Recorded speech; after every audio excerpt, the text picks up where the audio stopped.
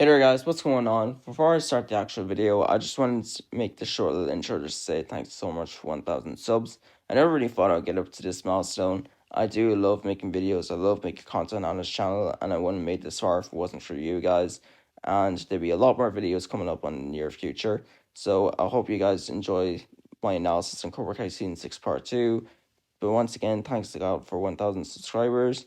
And most importantly, enjoy the video. Brand new Mac 90 with the drum attached. You a talker, we got drums for that. Tryna fist fight, boy, you done for that. You gon' get a bullet in your lung for that. Draco get the kicking like Luke Kane. What's going on, everybody? Welcome back to another video, and in today's video I'll be going over my analysis on Cobra Kai Season 6 Part 2. Just like I do with my last one on Part 1, I'll be going over some of the things that I did like about this season and some things that I don't. And obviously I'll not be going through every single thing because a lot of shit happened in this part that almost a lot of things can't really be explained. But I also be going through most of the majority of the things that I did like, and obviously going over the things that I disagree with. And I hope you guys enjoy today's video, and without further ado, let's get straight into it. For starters, I love Robby and Kwon's rivalry this season, and I like how it was written and done so well, because since they first met, Kwon has just literally been being a dick to Robby since they first met. From challenging the end to the kicking competition, and Robby unfortunately lost, to literally trolling with Robby saying, oh, how he hooked up with Tori, even though Kwon literally has no interest for her, and just mainly trolling with him just to, put him off balance and probably nerf him a little bit. And I also love Kwon's character in general. I'll make a whole dedicated video to Kwon, so I'll keep it very brief here. I like how his main character is just, basically trying to troll off the Miyagi-Dos, and the fights that he's involved with, he doesn't so well. Like Brandon, the actor who plays Kwon, he's a very good martial artist, and he does his fights very, very well. And also, again, speaking of Robby, I like how he was busy trying to sort out his relationship problems with Tori. As in Part 1, it doesn't really seem like that Robby wasn't really giving a shit about Tori. But I like how they were busy trying to, talk it out, like why that she went back to Cobra Kai, and that, they actually were fixing their problems. But the only thing I slightly disagree with is Tori says that they're still in a relationship, but they're on a pause. I really don't know how that makes any sense, because if you're going to be in a relationship, at least actually, sort things out and actually get back together. But if you're going to be on a pause for the whole tournament and not going to talk, whatever, I'm sorry, but how does that make any sense? I'm sorry, but how the hell does that make any sense? Again, speaking of Robby, I like his chemistry here with Miguel. Like, Miguel always wanted to be the captain, as you all know, Miguel wants to be the captain for starters, and because obviously he wants to go into MIT. But obviously when he sees Robby being captain, he's a little bit jealous, and also he goes into this bit of rage that he was just saying that he wasn't better at being captain, like Miguel saying, oh, he's the better fighter, I should be a better captain for you because all you've been doing since we got to Barcelona that you made us lost. And then obviously Robby was saying, well, like, it's not all about Miguel. Like, they all have, you may think that, oh, Robby may not be going to college, but this may be something worth for him as well.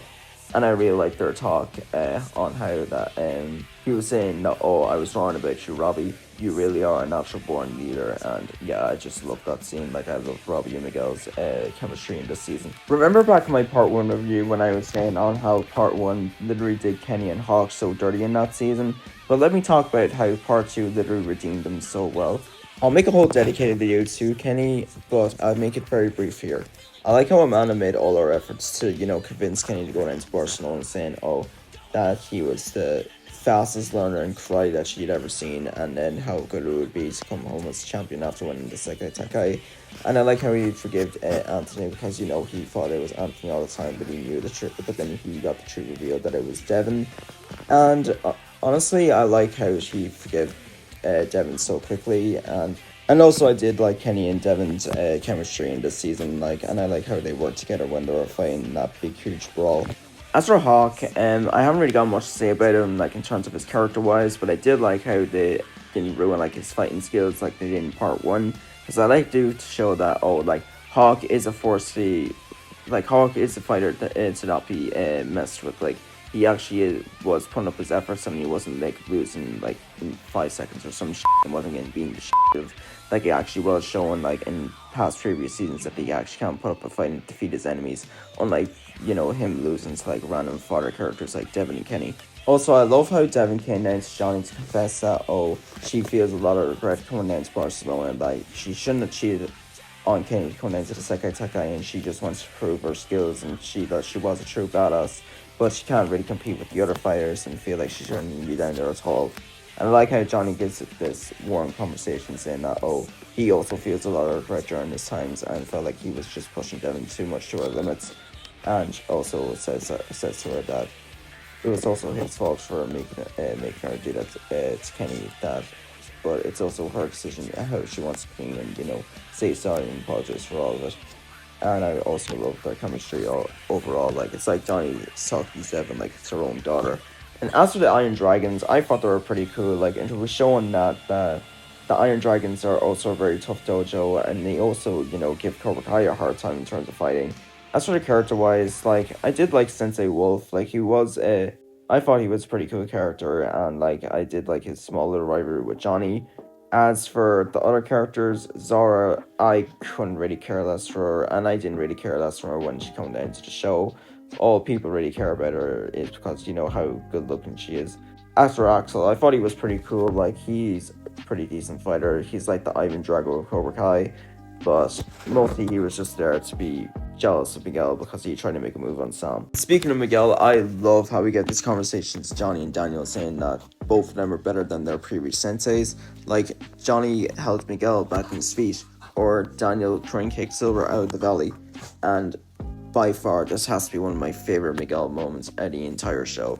As for the Sekai Takai, I thought it was very cool. Like, it was far more better than the All Valley, and I like how they see all like these other international dojos competing in it, like the Iron Dragons, Dublin Thunder, and the Spanish team. And as for the fights in part 2, I thought they were done really well and choreographed very well, and one of my favorite fights out of part 2 would have to be either the tag team or the big brawl that we've seen in episode 10. And personally, we cannot finish this video without talking about one of my favorite scenes, is the locker room where everyone was apologizing to each other and saying this would be the last time I face Cobra Kai. Not only this is very emotional, like I'm sure me and all other fans thought it was emotional because, you know, this would be the last time we'd ever seen them together and face off against Cobra Kai and in the show, because, you know, we fell in love with these characters since season 1, and we always been fans of all these characters since the start and the very end. And not only this was the actors, like, you know, acting, but also this is like the actors showing like their real emotions as well, because, you know, that we won't see these actors on the show anymore or together.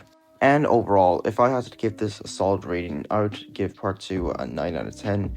I did really like part 2. I thought it was way better than part 1. I didn't talk about most of the bad parts because, you know, some parts are very irrelevant, you know, that didn't feel like needing to explain, like Dimitri busy going on about yapping about MIT 24/7 and all those other things that I didn't like, but I thought they were very irrelevant to talk about in this video. But anyway, this was my review on Cobra Kai Season 6 Part 2. If you guys enjoyed today's video, please make sure to leave a like on the video, subscribe, turn on post notifications so you don't miss when I post a brand new video. I hope you guys have a great day, and I'll see you guys next time. Take care. Peace.